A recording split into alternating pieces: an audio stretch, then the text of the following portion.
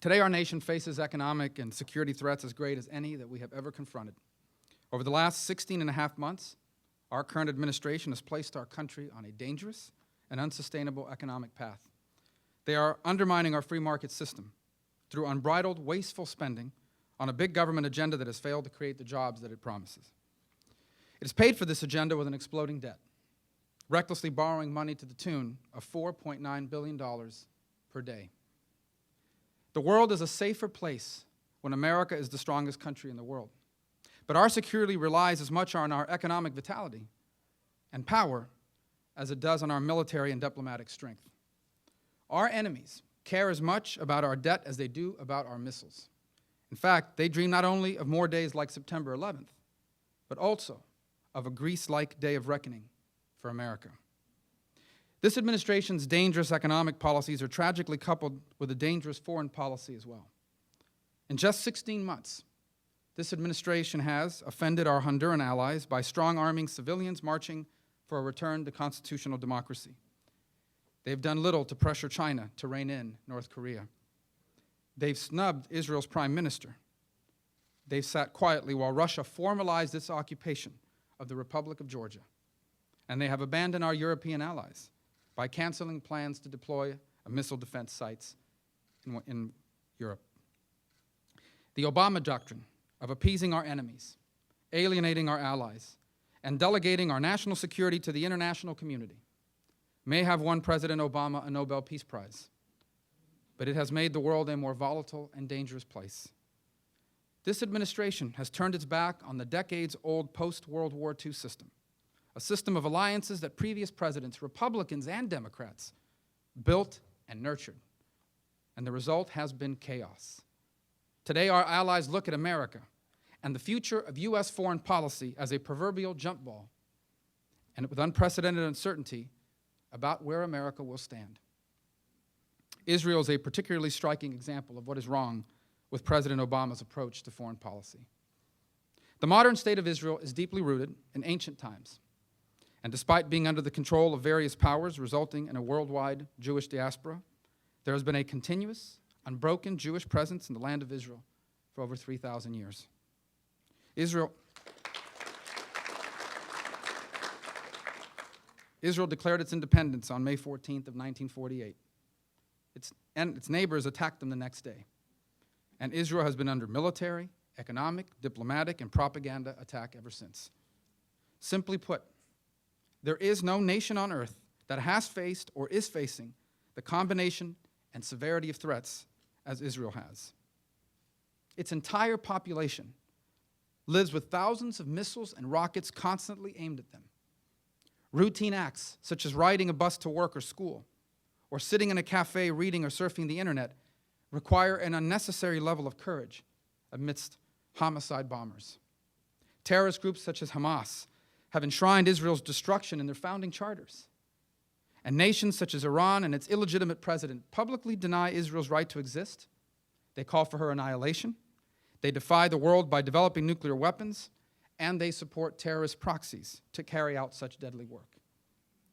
Israel's enemies have made war zones out of buses, cafes, malls, airplanes, and even an Olympic village in Munich.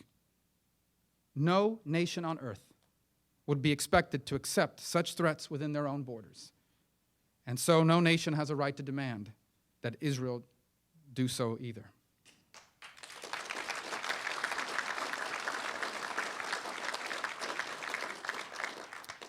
And yet, despite these extraordinary burdens she has had to bear, Israel is a success in every measure. It is a developed country with a free enterprise system of economics and the 51st largest nominal gross product in the entire world. And it is a Western-style representative democracy. Simply put, Israel's survival, not to mention its success, is nothing short of a miracle. Since 1948, the United States and Israel have been inextricably linked, religiously, spiritually, culturally. But we are also linked by our shared hope for a common destiny, to be enduring democracies, robust economies, and freedom-loving, peace-seeking nations. Israel and the United States share exceptional values. They are the values that have made America the single greatest society in human history. And they are the values that make Israel a democratic and free market success story in the heart of a volatile Middle East. That is why, since Israel's founding, Americans have been committed to not simply protecting Israel's right to exist, but to protect its right to thrive. Israel has had no better friend than America, and America has had no better friend than Israel.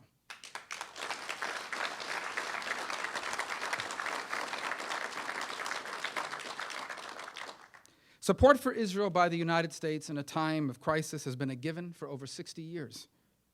And yet lately there's this emerging sense that this long-standing relationship is not what it used to be. We are in the midst of an all-out, concerted global effort to delegitimize Israel's right to exist. The recent flotilla incident and the reaction of many in the international community is nothing more than a part of that effort. In no way can the U.S. allow a path to be cleared that would enable the United Nations or any international body to discredit and diminish our democratic friend and partner.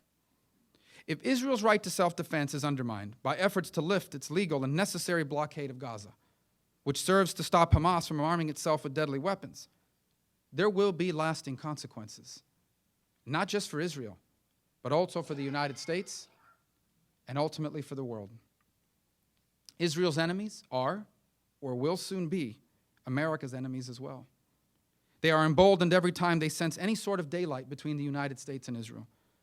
And now more than at any other time, it is important that America have a firm and clear relationship with Israel, a relationship based on a number of key pillars that I would like to outline today.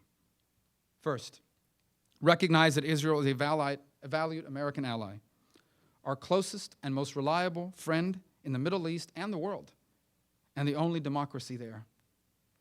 Living in a democracy, Israel's Arabs enjoy fundamental human rights and liberties that are limited or virtually non-existent in the majority ruled Arab countries.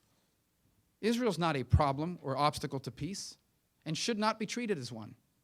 And every incident, every pronouncement, and every action related to Israel, enemies like Iran, Hamas, Hezbollah, look for signs of weakness in America's support as an invitation to undermine Israel and move one step closer to her destruction.